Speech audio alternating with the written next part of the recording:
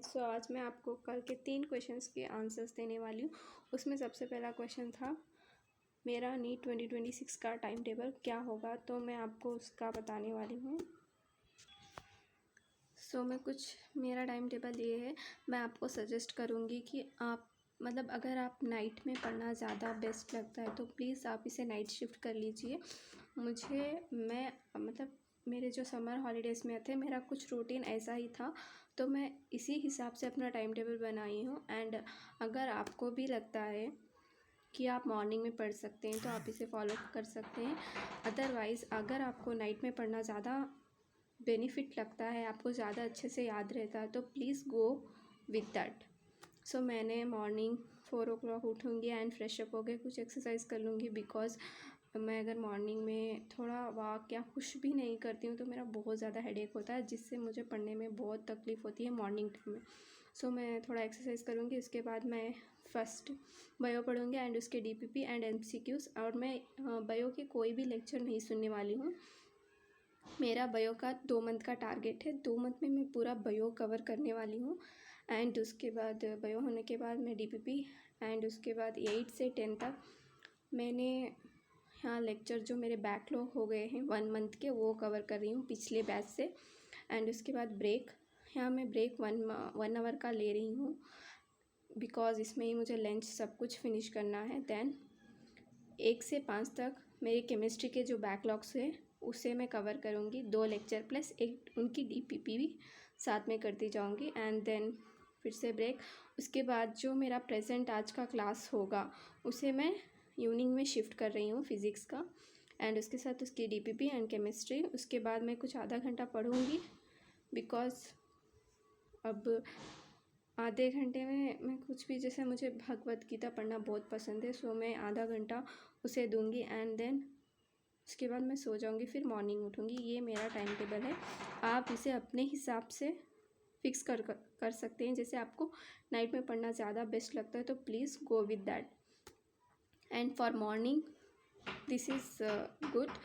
अगर आपको इसमें मॉर्निंग में आपको फ़िज़िक्स पढ़ना अच्छा लगता है तो आप फ़िज़िक्स में शिफ्ट हो जाइए। मैं बोल रही हूँ आपको, ऐसा कुछ टाइम टेबल हो सकता है।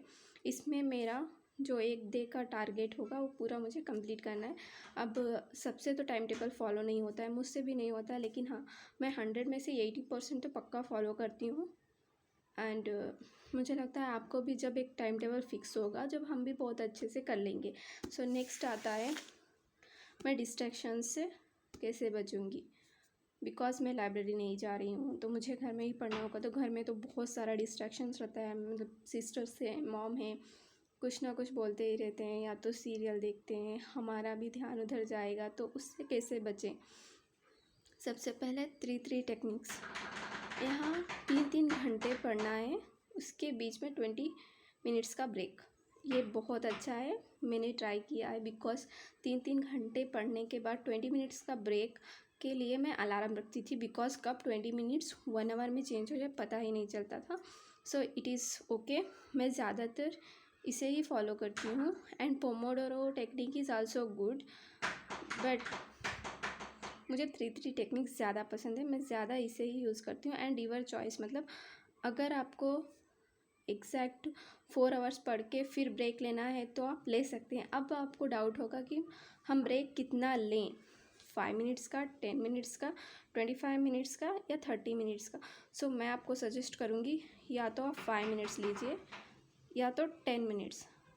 अगर आप लॉन्ग टर्म पढ़े, यानी कि 6 आवर्स से पढ़ रहे हैं, उसके बाद ही ब्रेक ले रहे हैं, तो आप 25 मिनट्स का लीजिए, इससे ज़्यादा मत। 30 मिनट्स का तो नहीं, बिल्कुल भी नहीं। बिकॉज़ कुछ वक्त के बाद हम 30 मिनट्स अब हो गया है तो थोड़ी देर और एंजॉय कर लेते हैं करके हमारे माइंड में आता है।